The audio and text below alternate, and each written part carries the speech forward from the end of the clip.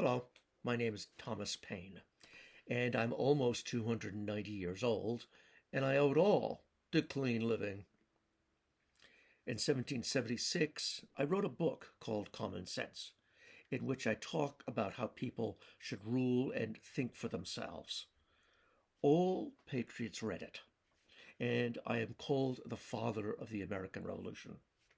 I think I'm allowed to call myself a patriot.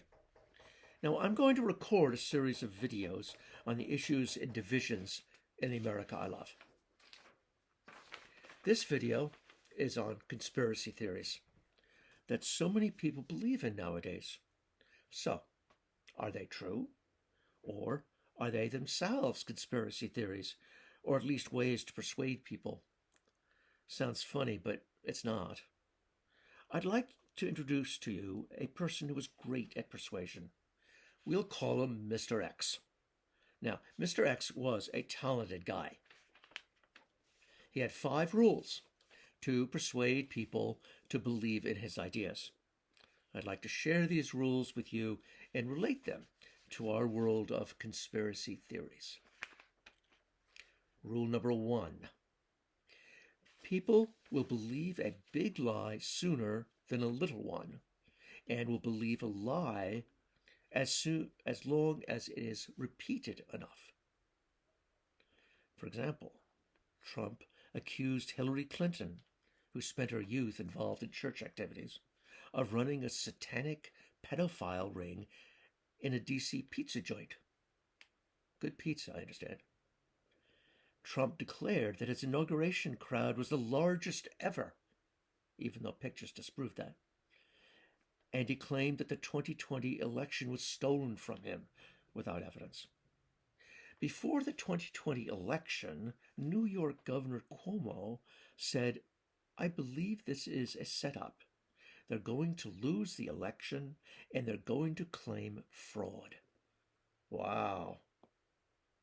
Alex Jones, a right-wing radio host, has repeatedly denied the moon landing, 9/11, and the Sandy Hook massacre of 20 children and 6 teachers. Well, as it happens, close friends of mine live in Newtown.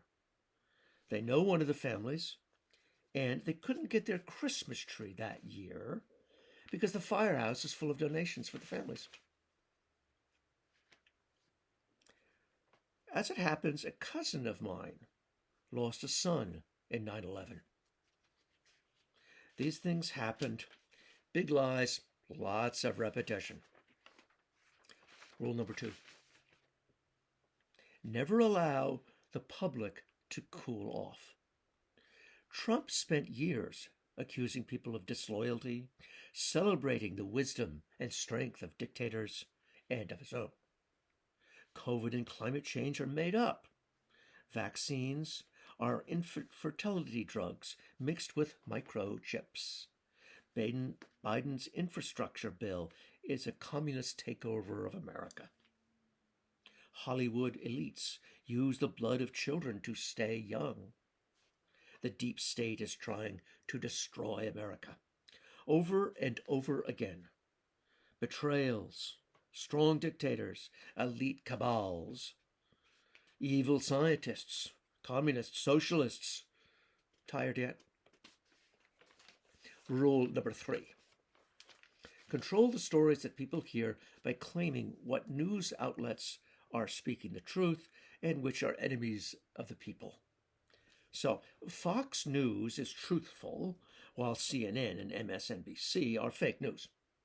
What a coincidence that Fox supports the conservative agenda. Fox News has horrific pictures coupled with right-wing pundits who agree with the anchors. Actually, CNN does try to be impartial. They have guests that are conservative and liberal. They fired a well-known host for helping his politician's brother, and another anchor for pushing his left-wing agenda. Is our free and impartial press being eroded? Rule number 4. Never admit a fault or wrong or blame. Republican leaders blame Antifa for the Capitol insurrection, with the exception of Mitt Romney, Liz Cheney, and a few courageous voices. No Republican has ever admitted that the January 6 rioters were egged on by Trump. Trump himself has never apologized for the Russian operatives who used social media to get him elected, going so far as to hire Africans to impersonate African Americans to stoke anger. While hiding in a small escape room during the January 6th insurrection, Representative Marjorie Taylor Greene and other Republicans refused to wear masks. Several fellow politicians from the same room got COVID. Of course, after the danger was over, some of these politicians praised the insurrectionists for expressing their opinions.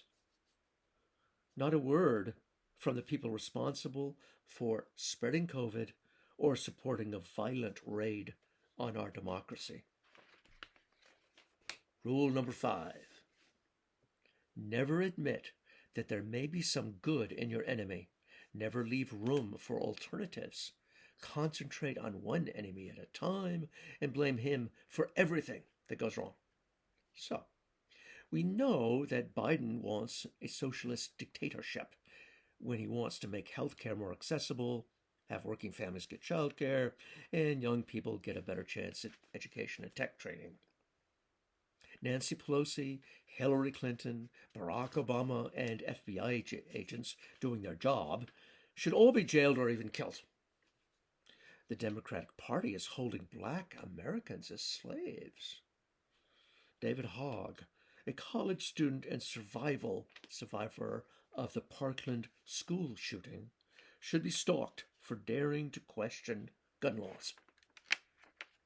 To persuade, disinformation is necessary. For once the people are convinced that anyone against the leader is against the people, the leader can move on to say that only he can solve problems, that only he can MAGA. Really? So, these are Mr. X's 5 rules.